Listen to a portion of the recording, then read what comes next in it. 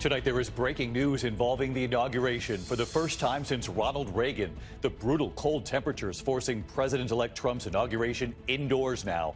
Where the swearing in will now take place and how the day will unfold.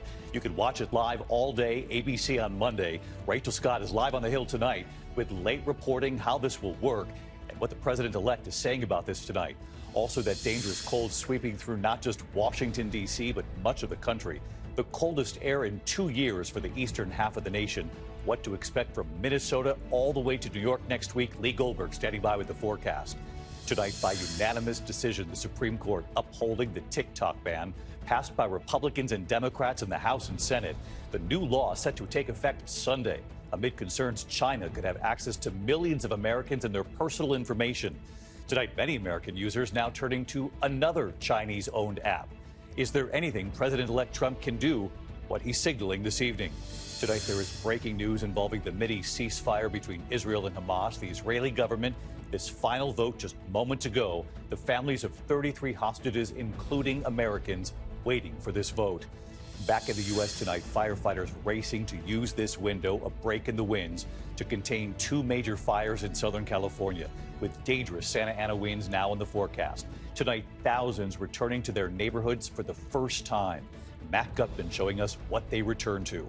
The expanse of the fire zone is so large that it takes 15 minutes to go from one end to the other by car. And the investigation tonight into the cause of the fires. This is the moment the explosion of SpaceX's Starship rocket, not long after its test flight took off. Airline pilots in the air at the time reporting debris streaking across the sky. What we've learned tonight. And this evening here, we have a major announcement just moments away. From GMA to World News Tonight, Americans from across the country and what you can do right here in a moment. And what's been done already. This is extraordinary. SoCal Strong. From ABC News World Headquarters in New York, this is World News Tonight with David Muir. Good evening, and we begin tonight here with the breaking news involving President-elect Trump's inauguration. The carefully orchestrated plans for the inauguration now shifting tonight, just 3 days before he takes the oath of office. Dangerously cold weather forcing the ceremony indoors. This is the first time since Ronald Reagan in 1985. The forecast calling for potentially the coldest inauguration day in 40 years. 23 degrees, the wind chill making it feel like 7 degrees for much of the day. Flags, seats, and the staging area, of course, had been already set up for Monday's ceremony. Crews have been working around the clock on this for months. They are now racing to prepare the Capitol Rotunda for what will be a much smaller event, but a warmer one. So what does this mean for the vast majority of ticketed guests? President-elect Trump saying, quote, tonight this will be a very beautiful experience for all, and especially for the large TV audience. Of course, we'll carry it all live right here on ABC on Monday. But how will this now work? We begin tonight with ABC senior political correspondent Rachel Scott leading us off. Tonight, citing an Arctic blast sweeping the country, President-elect Donald Trump announcing he's moving Monday's inauguration indoors. I don't want to see people hurt or injured in any way, Trump writing on Truth Social. Therefore, I have ordered the inauguration address, in addition to prayers and other speeches, to be delivered in the United States Capitol Rotunda. Workers now already hard at work building the new stage. The last indoor inauguration 40 years ago in 1985. So help me God. Congratulations, sir. The temperature then just 7 degrees as Ronald Reagan was sworn into his second term in the Rotunda. Congratulations, Mr. President. The coldest inauguration since then, 2009, when Barack Obama stood outside to take the oath in 28-degree weather. Monday's forecast high for Washington is 23 degrees. Tonight, a rush to reimagine the day's festivities. While the massive outdoor platform could seat more than 1,000, the Rotunda will only be able to hold several hundred guests. Tonight, the Joint Congressional Inaugural Committee acknowledging the vast majority of ticketed guests will not be able to attend the ceremonies in person. Among those who will be allowed in, people with tickets for the presidential platform and members of Congress. Another major change, there will no longer be an inaugural parade down Pennsylvania Avenue. Instead, after his swearing in, Trump will travel to the nearby Capital One Arena to hold a celebration event there. This will be a very beautiful experience for all, promises the president-elect. Everyone will be safe. Everyone will be happy.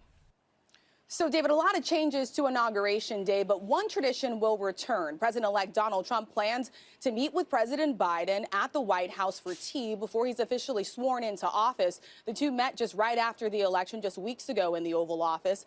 Of course, President-elect Donald Trump did not attend President Biden's inauguration, but Biden does plan to be there when Donald Trump takes the oath, David. All right, we'll carry it all live right here on ABC on Monday. Rachel, you'll be here for that. But before we let you go tonight, we wanted to congratulate you on your promotion. Now ABC's senior political correspondent, reporting on the White House and Congress. And I have a feeling you're going to be very busy, Rachel. Thank you, David. I'm looking forward to it. Well, you've never shied from the work, and you are a fantastic reporter and fantastic person. So congratulations. Couldn't happen to a better person. We're going to move on to the other news tonight. The brutal cold that Rachel just spoke of in Washington on Monday. It's not just D.C. It's sweeping across much of the country. The coldest air in 2 years for the eastern half of the country. Let's get right to Chief Meteorologist Lee Goldberg from our station here in New York, WABC. All right, Lee, take us through it.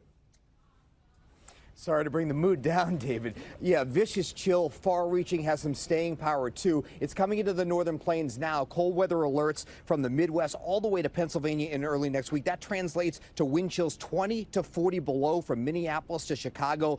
That's frostbite with exposure of 30 minutes or less, sub-zero wind chills all the way into the northeast early next week. The cold air in the east is unleashed by an I-95 snowstorm. That starts on Sunday morning and midday from D.C. to New York, late day in Boston, looking at a widespread 2 to 6 inches of snow, locally 8 inches. It's going nowhere with all this cold. It drives freezing temperatures all the way down to the Gulf Coast. We could see snow in New Orleans next week. David? So brutally cold temperatures and now a snowstorm right up the I-95 corridor. A lot to watch, Lee. Thank you. Tonight, the Supreme Court upholding the TikTok ban passed by Republicans and Democrats in the House and Senate, signed by President Biden, amid concerns that China could have access to millions of Americans and their personal information. This new law now set to take effect on Sunday. What President-elect Trump is now signaling tonight, and what, if anything, can he do?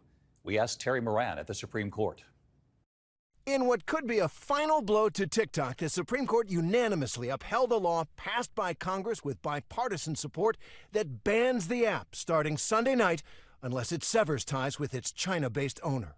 The ruling devastating to many of the 170 million people TikTok says use the app in the U.S. I think it's kind of crazy that our government would even jump to these extremes.